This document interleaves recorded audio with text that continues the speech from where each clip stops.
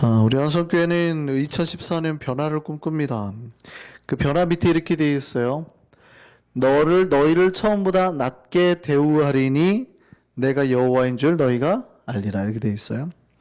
우리는 하나님을 믿고 더 나은 변화를 꿈꿉니다. 더 나은 변화로 나아가기 위해서 기도하고 있어요. 우리에게 그 나은 변화가 조금씩 계속해서 일어날 줄 믿습니다. 그러니까 변화가 일어나고 있다라는 것은 우리가 살아있다라는 증거예요. 우리가 은혜 받고 성령이 임하시면 변하게 되어 있습니다. 근데 이제 여러분이 잘 보셔야 돼요. 그럼 뭐가 변하느냐? 뭐가 더 나아지는 쪽으로 가느냐? 이거에 대해서 생각을 해봐야 돼요. 돈이 우리가 더 많아지는 것이 나아지는 것이냐? 건강이 좋아지는 게 나아지는 것이냐? 아니면 주름살이 펴지는 게 나아지는 것이냐? 도대체 뭐가 나아지는 거냐는 거죠. 뭐가? 하나님이 우리를 더 낫게 하시는 그게 뭐냐는 거예요. 근데 이게 하나님하고 우리하고 생각이 맞으면 우리가 은혜가 되는데 안 맞으면 시험이 되는 거예요. 그러니까 우리는 저 말씀을 딱 보고 분명히 올해는 주급이 오를 거야 이렇게 생각하고 이미 마음속에 품으신 분들은 하나님이 그걸 안 하고 다른 걸 줘버리면 시험에 든단 말이에요.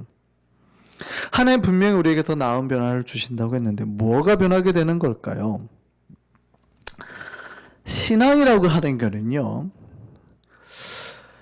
변화 중에서 가장 그 큰 특징적인 변화가 눈의 변화입니다. 눈. 그러니까 눈의 변화라는 게 뭐냐면 안 보였던 세계가 보이고 새로운 가치의 눈이 떠지는 거. 이게 신앙이에요. 그러니까 가장 큰 변화는 눈에서부터 와요. 예전에는 내가 없으면 못 살 것 같았어요. 이거 없으면 못 살 것 같았어요. 그러니까 내가 정말 이거 위해서 사는 것 같아요. 근데 그게 어느 순간 내가 믿음의 세계로 들어오고 하나님을 만나고 보니까 야, 내가 뭐 이것 때문에 이렇게 살았나 싶은 거지는 거죠. 바울이 그랬어요. 바울이 옛날에는 그게 최선인 줄 알고 막 살고 그걸 위해서 목숨 바쳐. 왜냐하면 사람을 죽이기까지 했으니까요. 무슨 말인지 아시죠? 사람을 죽이기까지 했어요. 바울이 그게 최선이라고 생각하고 그게 최고라고 생각하고 사람을 죽였다고요. 그리고 더 죽이려고 막 잡으러 가고 있는 거예요. 그게 최고라고 생각하고 내가 가졌던. 근데 바울이 예수를 믿고 나니까 그걸 뭐라고 그래요? 똥이다 그러죠. 똥. 배설물이다 그래버린단 말이죠. 내가 예전에는 최고라고 생각했던 것들이 믿음의 눈을 가지고 새롭게 딱 이제 떠지니까, 믿음의 눈이 딱 떠지고 나니까 야, 내가 뭐 이걸 위해서 이러려고 살았나 생각이 드는 거예요. 그러니까 믿음이라는 거는 뭐냐면 보는 눈의 컬러가 바뀌어지는 거고, 예전에 보이지 않았던 세계, 보이지 않았던 가치가, 예전에 몰랐던 가치가 새로운 가치, 이제 깨달아지는 거예요. 예전에는 조금밖에 보이지 않던 길이 이제는 환하게 보이고 길이 명확하게 보여지는 게 바로 신앙의 변한 증거입니다. 그래서 신앙은 여러분 눈에서 가장 먼저 나타나요. 제가 말하는 이 눈은 여기 보이는 눈이 아닙니다. 여러분이 깨달음의 세계의 눈을, 제 믿음의 세계의 눈을 말하는 거예요. 예전에 로마 사람이 이방인이죠. 유대인 랍비를 찾아와서 물었습니다. 아니, 하나님을 믿으라고 하는데 하나님을 볼 수 있어야 믿을 거 아닙니까? 하나님을 제게 한번 보여주세요 그랬어요. 많이 듣는 얘기죠. 전도할 때 제일 많이 듣는 얘기, 하나님 보여달라고. 그랬더니 그 랍비가 그랬습니다. 자, 이리 오세요. 저 태양을 바라보세요. 그러니까 그 사람이 그래요. 아니, 저건 태양이지 하나님이 아니잖아요. 아니, 하나님의 작품인 태양도 눈이 부셔가지고 제대로 쳐다보지 못하는 사람이 어떻게 하나님을 보여달라고 합니까? 이렇게 말하죠. 하나님은 눈으로 볼 수 있는 게 아니라, 무슨 눈으로 봐요? 우리 이 눈으로 보는 게 아니라 믿음의 눈, 신앙의 눈으로 봐야지 보여요. 믿음의 변화는 뭐예요? 예전에는 이 눈으로만 봤던 세계가 이제 믿음의 눈으로 보여지는 거예요. 그러니까 안 보였던 세계가 보이고 깨달아지는 거. 그리고 그 깨달아지는 것들이 얼마나 소중한지 이제 그걸 위해 살게 되는 거예요. 그 소중한 걸 짓기 위해서 내 모든 걸 바치게 되는 겁니다. 마태복음 13장에는 천국 비유가 몇 가지 나와요. 그 중에 비유 그 몇 가지 중에서 값진 진주의 비유가 있습니다.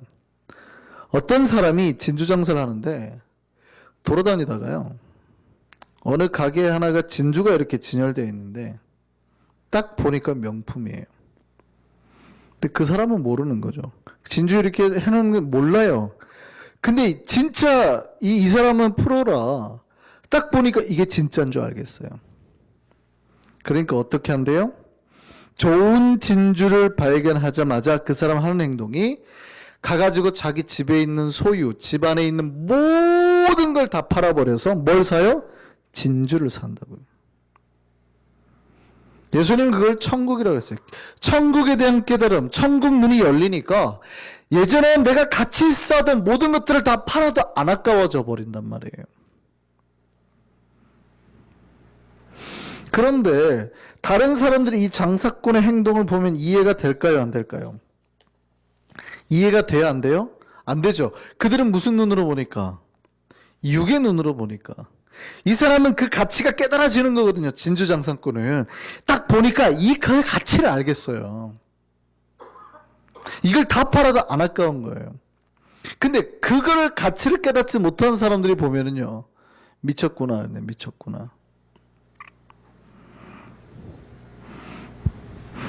그 사람들이 그렇게 하는 이유는 뭐예요? 간단하죠. 이 사람들은 진주를 알아보는 눈이 없었어. 오직 그 장사꾼만 진주 볼 줄 아는 눈을 가진 거예요. 신앙은 이와 같아요.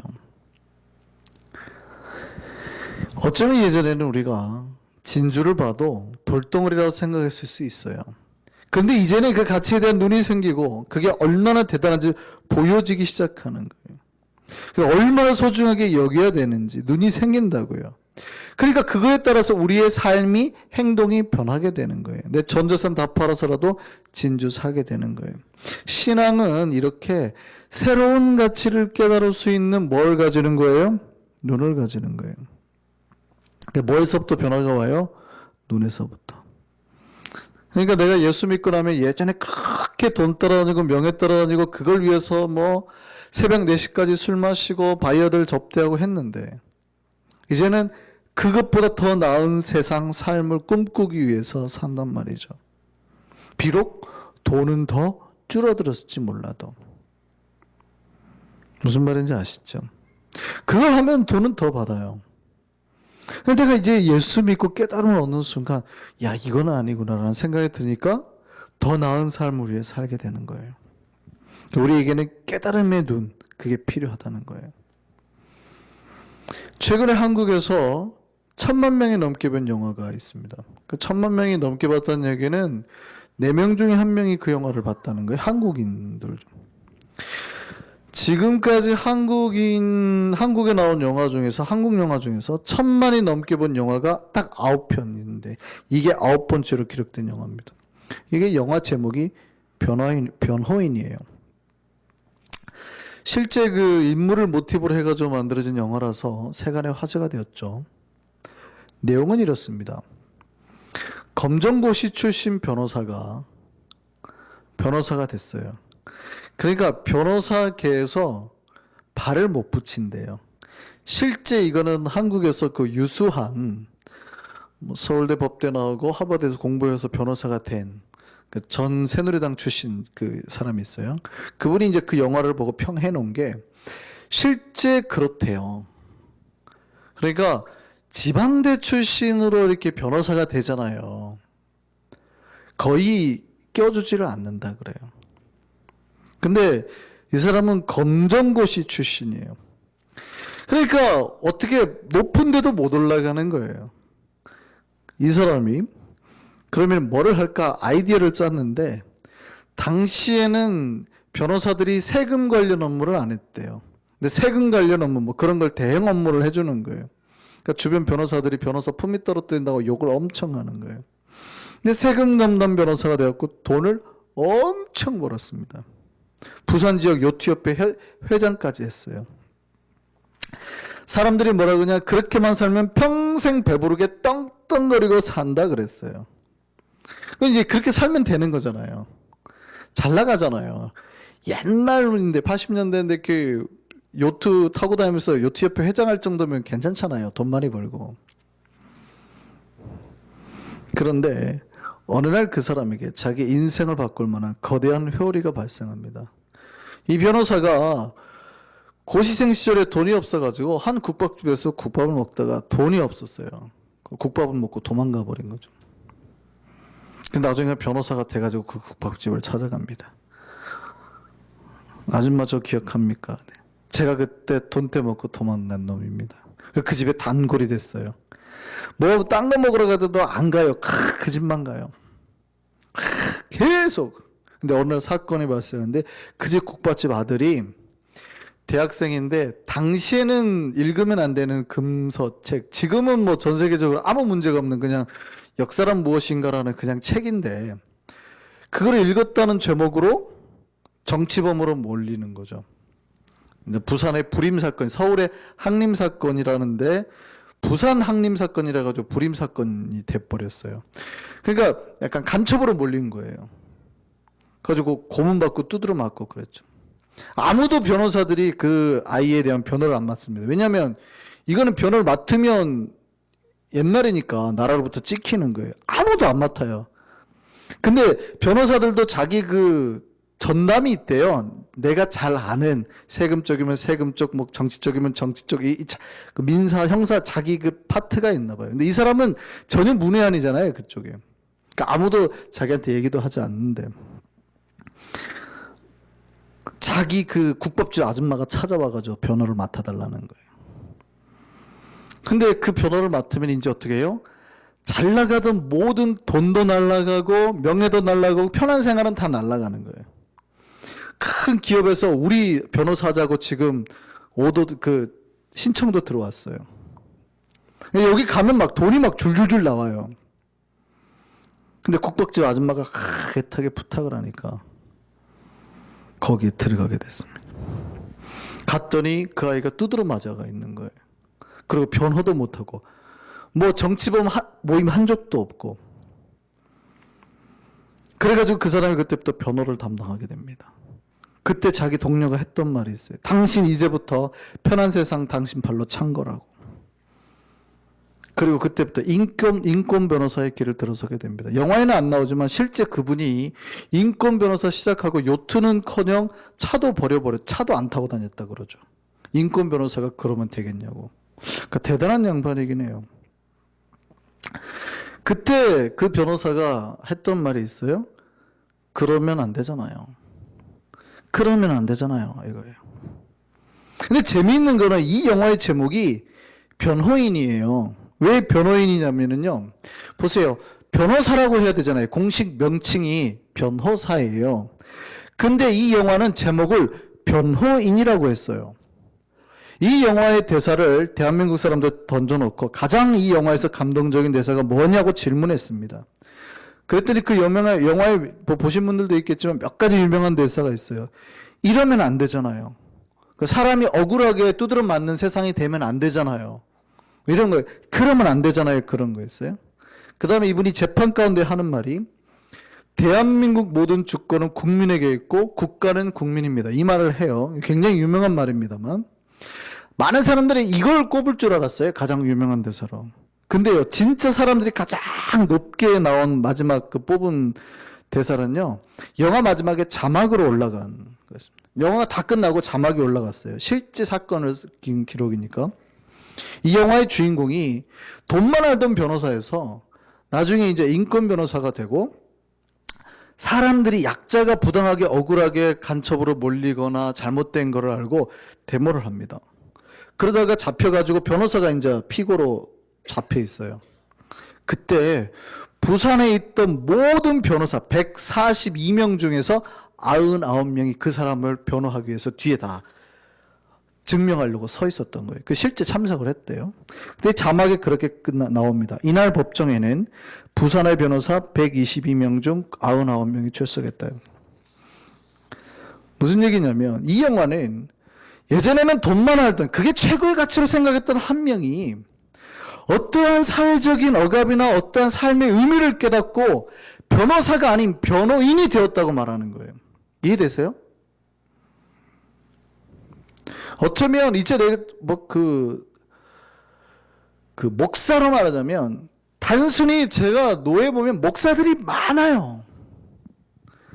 근데 그 중에 진짜 목양을 하는 목회자는 몇 명이나 될까? 이 영화가 주는 제목이 던지는 게 그거예요. 변호사는 많다 이 말이에요. 근데 이 사람이 깨달음을 얻고 진짜 사람을 변호하는 변호인이 되었다 이렇게 말하는 거거든요. 신앙은 그와 같은 거예요. 예전에는 내가 예수 믿기 전에 그렇게 같이 있었던 거, 이거 아니면 막 죽을 것 같은 거, 내가 저 사람이 먹었다는 건 다 먹어봐야 되고, 내가 저 사람이 해봤다는 건 다 해봐야지 되는 거예요. 그게 나의 최고의 가치였는데, 그런 게 이제 더 이상 가치처럼 느껴지지 않아요. 아주 무가치해지는 거예요. 그리고 전혀 새로운 세상에 대한 가치, 깨달음으로 얻어지는 그 가치, 천국과 믿음, 예수와 은혜에 대한 가치로 사는 존재가 되어버렸음을 말하는 거예요. 그러니까 예전에 내가 뭐가 제일 무서워요? 돈 잃어버리는 게 제일 무서워요. 건강 잃어버리는 게 제일 무서워요. 내 목숨 잃어버리는 게 제일 무서워요.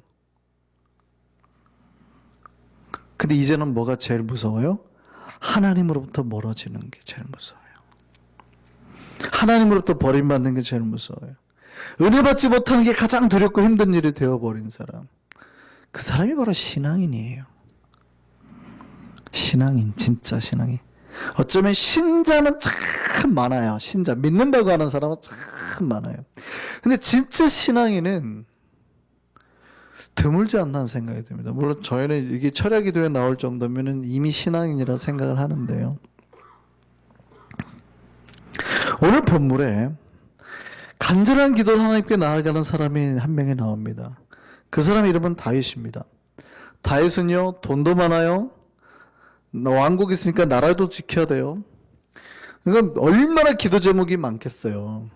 여러분, 얼마나 기도 제목이 많겠어요. 요즘에 뭐 미국도 그렇고 한국도 그렇고 대통령들이 워낙 난리죠. 나라가 돈이 많게 해달라고 해야죠. 외교 잘 되게 해달라고 해야죠. 한국 같은 건 막 시끌시끌하니까 중국하고도 잘해야죠. 일본하고도 잘해야죠. 미국하고도 잘해야죠. 그러니까 박근혜 대통령 외교하러 다니느라 정신없잖아요. 해외 순방하러 다니느라고. 얼마나 그러니까 다윗이 기도 제목이 많겠냐고요. 하나님, 돈 우리 계속 부어주셔야 됩니다. 경제 잘 되게 해주셔야 됩니다. 백성들 잘 지켜줘야 됩니다. 우리 외교 잘 되게 해줘야 됩니다. 제 왕권 지켜줘야 됩니다. 기도해야 될 게 얼마나 많아요. 그런데 현재 이 시편 27편 편 다윗 상황도 최악입니다. 오늘 본문 한번 볼까요? 2절 말씀 보세요. 악인들이 내 살을 먹으려고 내게로 달려왔으나. 그러니까 무슨 얘기예요? 자기를 살뜯어 먹으려고 이 원수들이, 대적들이 막 대표들 막 덤벼들고 있다는 거예요. 이런 상황이라는 거예요. 군대가 나를 쫓아와가지고 나를 죽이려 하는 그런 상황이라고요. 시편 27편은 비탄시라고 그러죠. 탄식시. 다윗이 쓴 비탄시 중에 가장 대표적인 시예요. 지금 자기를 죽이려 하는 원수로부터 도망치고 있으면서 지은 시예요. 어떤 사람은 사울 왕으로부터, 어떤 사람은 압살롬으로부터 도망치면서 썼다 그러는데 비탄시예요. 그러니까 기도할 게 엄청 많은 거예요. 지금 무슨 말인지 아시겠어요? 삶의 최악이니까 기도할 게 엄청 많아요. 하나님 빨리 이것도 해결해 주시고 저것도 해결해 주시고 이 문제 저 문제 저 문제 저 문제 막 기도 제목이 막 100가지가 되는 거예요. 막 두고 내 와이프 지켜주시고 막 도망쳐오는 적군들은 오다가 막 망하게 해주시고 막 기도 제목들이 수없이 많아요. 환난 때니까. 근데 그러면은 보통 우리가 신자들이라면 무슨 기도하겠어요? 그런 거 순서대로 써놓고 다 기도하지 않겠어요? 근데 오늘 본문 4절 한번 볼까요? 4절 다윗이 뭐라고 할까요? 같이 읽습니다. 시작. 내가 여호와께 바라는 한 가지 일, 그것을 구하리니. 다윗은 한 가지를 구하겠다고 해요. 한 가지를. 제가 표준 세번역으로 다시 한번 읽어드리겠습니다. 표준 세번역으로 이렇게 번역이 됐어요. 주님, 나에게 단 하나의 소원이 있습니다. 나는 오직 그 하나만 구하겠습니다. 이렇게 돼 있어요. 다윗은 지금 기도 제목이 수없이 많은데 딱 한 가지, 소원은 하나밖에 없대요. 그리고 그 하나만 구하겠대요. 그게 뭡니까? 같이 읽어볼까요? 그게 뭐예요? 그것은 곧 내가 내 평생에 여호와의 집에 살면서 여호와의 아름다움을 바라보며 그의 성전에서 사모하는 그것이라. 제가 표준세번으로 다시 읽어드릴게요. 그것은 한평생 주님의 집에 살면서 주님의 자비로우신 모습을 보는 것과 성전에서 주님과 의논하며 살아가는 것입니다. 다윗은 왜 이런 기도를 했을까요? 다윗은 하나님 앞에 잘 보이고 싶었어요? 믿음에 밖에 있을 때는 돈이 중요해요. 내 명예가 중요하고 나라가 중요하고 내 소유가 중요하다고요. 근데 다윗은, 우리는 다윗처럼 믿음 생활하면 막 뭐가 많아질 거라고 생각을 하는데, 다윗은 자기가 아무리 많아져도 그런 게 하나도 기도 제목도 아니고 많든 적든 별로 관심이 없었다고요. 다윗은 평생토록 하나님 앞에 바라는 게 딱 한 가지가 있었어요. 그게 뭐예요? 오직 내가 하나님 옆에서만 사는 거. 하나님하고 대화하면서 의논하면서 사는 거, 주님 집에 살면서 주님 자비로우신 얼굴 보면서 사는 거, 그게 다윗의 소원이었고 기도 제목이었대요. 도망가면서도 기도할 게 얼마나 많아요. 그런데도 불구하고 다윗은 오직 내가 주님 못 보는 게 내 가슴에 한입니다. 내가 성전으로 갔어야 되는데 내가 이 쫓겨나가지고 주님 못 보는 게 내 한입니다. 소원 하나밖에 없습니다. 주 얼굴 보기 없어서.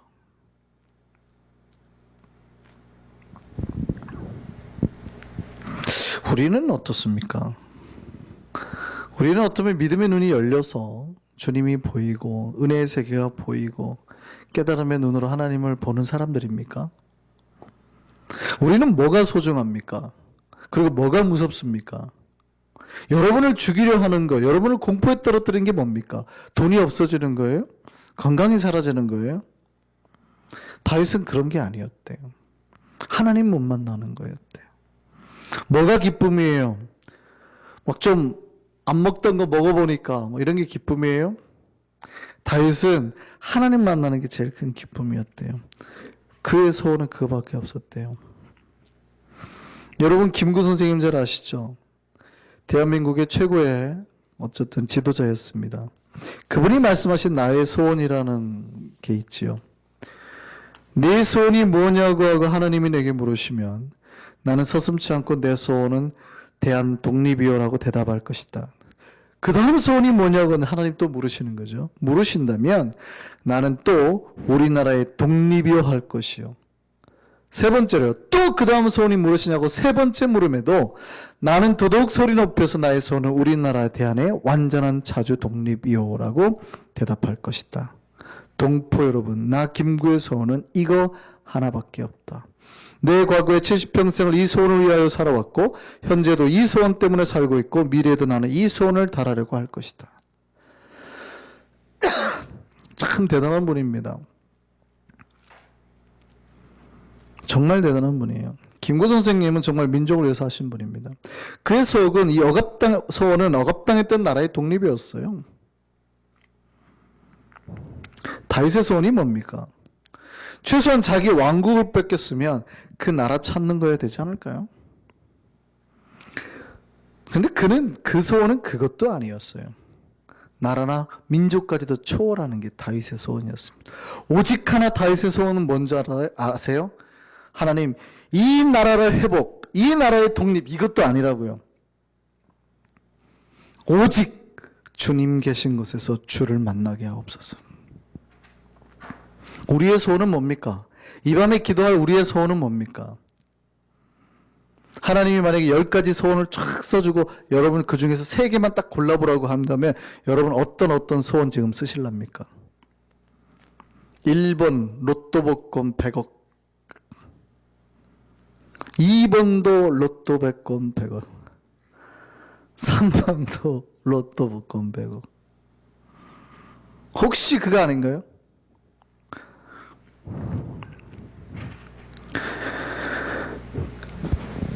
물론 우리가 다윗처럼 되기를 바랄 수 있습니다. 주님, 나도 다윗처럼 멋진 기도할 수 있도록 왕 되게 해주시고 권력도 가지게 해주시고 여자도 많게 해주세요. 그럼 나도 저런 기도 할 겁니다. 라고 말할지 모르겠어요. 그런데 다윗은 그거를 다 가져서 그렇게 한 게 아니에요. 사람의 욕심은 끝이 없어요. 가지면 더 가지려고 그러지. 근데 다윗은 사실은 그걸 그렇게 바랬던 게 아니라고요. 다윗은 오직 주님만 바랬는데 하나님께서 채워주신 거거든요. 우리의 믿음의 눈이 더 크게 열리기를 바랍니다. 그리고 주님을 바라보면은요, 믿으세요. 제 말을 믿으세요.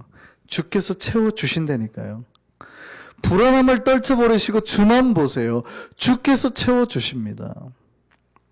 근데 그 불안함 때문에 벌벌 떨고 주를 향한 눈을 크게 못 뜨면 그만큼 줄어요. 제 말을 잘 알아들으셔야 돼요.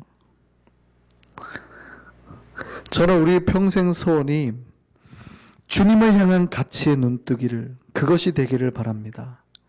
그리고 주님이 보여주신 모든 것이 기쁨으로 다가오고 세상의 것이 더 이상 나에게 가치가 아니고 하나님만을 소원하며 하나님만을 바라며 주님 만나는 게 나의 가장 큰 기쁨이 되는 우리가 되기를 바랍니다. 오직 주님만을 사랑하는 우리가 될 때 주께서 하늘문을 열고 응답하시고 우리에게 복으로 갚아주시고 이 밤에도 기도할 때마다 우리의 모든 기도 들어주실 줄 믿습니다. 우리 찬양하겠습니다. 우리와 함께 기도에 찬양하실까요?